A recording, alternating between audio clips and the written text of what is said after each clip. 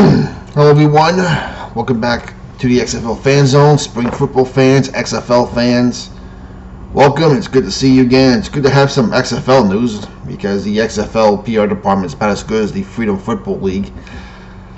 But heck, at least we get some news now. We got three big hires this week. Let's start with Paul White. He will be responsible for retail, merchandise, and licensing activities for the XFL and its teams.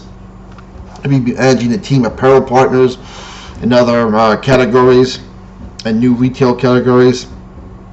Of course, he was with us back in 2020 when the XFL 2.0 launched, so he's a rehire back. And listen, I have no problem with rehiring a lot of staff back because they did a great job the first time. I really don't. He's also worked for several sports entertainment, including the NBA, HBO, the USTA, and MTV. I'm not sure if I would really admit that. I'm not a fan of MTV, whatever. White will be reporting to Jordan Schlachter, Chief Business Officer of the XFL. Second hire, Anthony Zucconi. He will lead brand and creative teams to drive overall strategy and marketing programs across the league and its teams. He will be overseeing the performance of marketing and fan engagement experiences, which is good because one of the things that made XFL 2.0 good was the fan engagement. The fan engagement was awesome, and I felt like it was part of something special. Like I said, no need to reinvent the wheel. The XFL 3.0. Take the hand if you got from 2.0 and go from there. All right. Before this, he was the head of marketing of the XFL's New York franchise in 2020. So he's also a rehire from 2.0, which is good. And he's going to be. He spent 15 years all here in New York: Brooklyn Nets, Madison Square Garden, Knicks, Rangers. So he's got some heavy duty experience. He also worked under Janet Duke, who's also going to be reporting to, since she's the chief marketing officer and content officer. So another rehire back. And finally, Amanda Yang is going to be basically doing key financial and accounting functions, financial systems reporting. Basically, she's going to make sure that we're making money and how to make more money and where we need to improve on. Okay, she's also been part of here in New York with the NBA, the New York Knicks, the Western Knicks, and the New York Liberty. Boy, she had her hands full there with the Liberty. So, Yang will be reporting to Rob Gerby, the Chief Financial Officer of the league.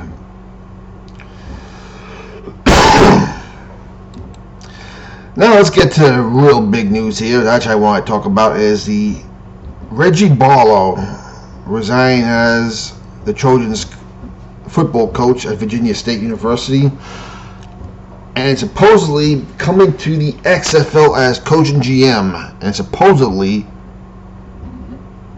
for a San Antonio franchise.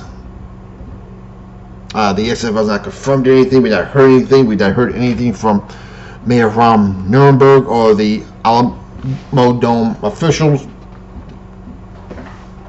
So, is this rumor? Is this legit? We don't know. It'd be nice to hear some.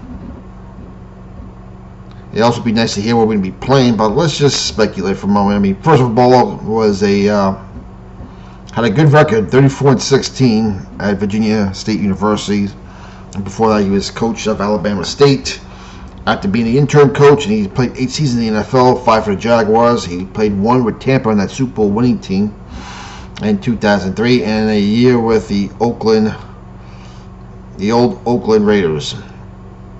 Now here's the thing you can ask yourself: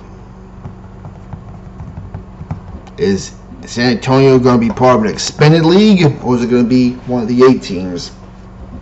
And if they are, which team are they replacing? Now, I'm for having 3 teams in Texas in the XFL.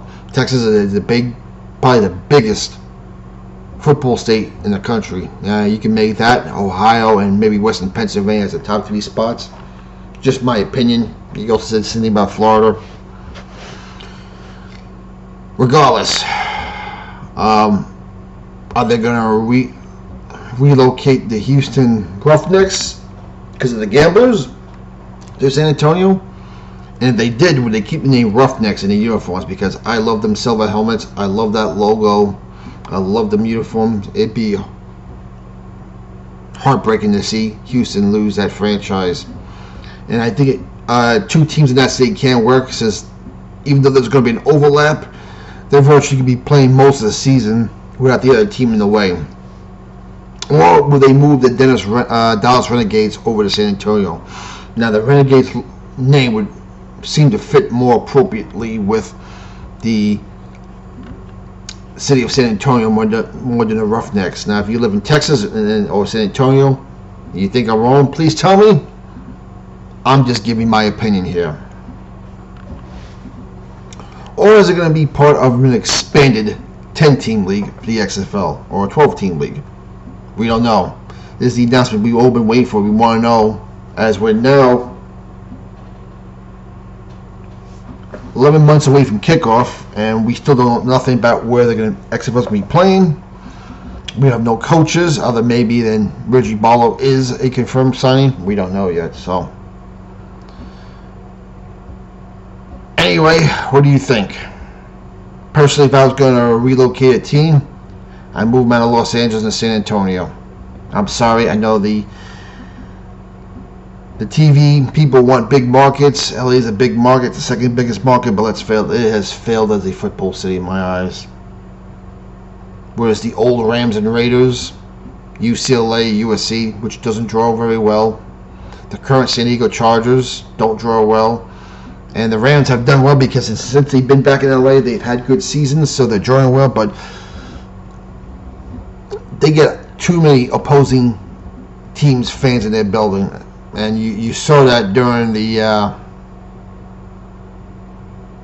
game against the Arizona Cardinals and the NFC Championship game with the 49ers. Sorry, I'm not impressed with the LA fans. I'm just not. If I had it my way, I'd relocate the Wildcats and move them to San Antonio if that's what they're going to do. Or maybe it's an expanded league. So let me know what you think. I mean, the good news is we are hiring some experienced people in this league.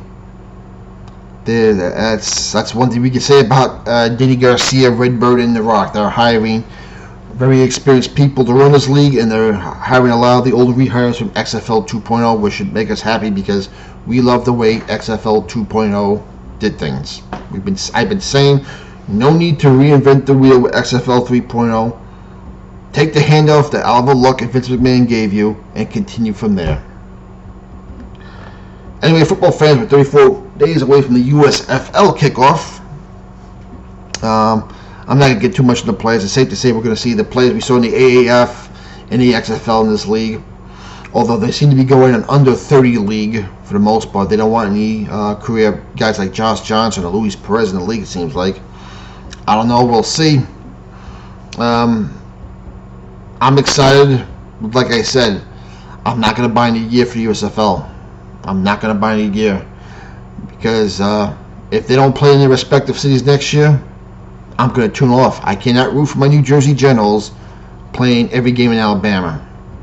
And like I said, I'm still pretty pissed off about them playing the playoff in Canton, Ohio, a city which doesn't even have a team. This makes zero sense to me. And I'm not going to back down from that. So, football fans, at least we have a league to look forward to this spring. Let me know what you think. We'll talk to you later.